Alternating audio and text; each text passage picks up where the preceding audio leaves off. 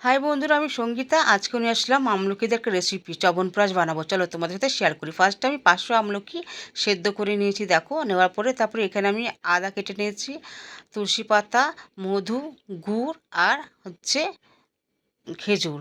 আর এখানে আমি একটা ভাজা মশলা বেটে নিয়েছি। এর মধ্যে হচ্ছে জিরে, মৌরি, লবঙ্গ, এলাচ, দারচিনি, গোলমরিচ, জোয়ান, স্টার দিয়ে ভালো করে টেলে নিয়ে ভেজে রেখেছি।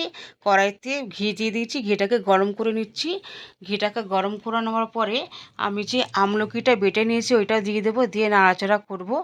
দেওয়ার পরে নাড়াচাড়া করে নিয়ে তারপরে আমি যে এই যে খেজুর, আদা আর যে তুলসী পাতা বেটে ওইটাও দিয়ে দিলাম। এবার গুঁড়ো দিয়ে দিলাম, দিয়ে ভালো করে নাড়তে হবে।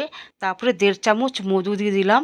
মধু দেওয়ার পরে যে ভাজা মশলাটা আমি বেটে রেখেছিলাম ওইটাও দিয়ে দিয়েছি। ভালো করে নাড়াচাড়া করতে লাগবে, অনেকক্ষণ তো নাড়তে হবে। না নেড়ে নেড়ে যখন শুকিয়ে আসবে তখন আমার চ্যবনপ্রাশ রেডি। দেখো, চ্যবনপ্রাশ রেডি হয়ে গেছে।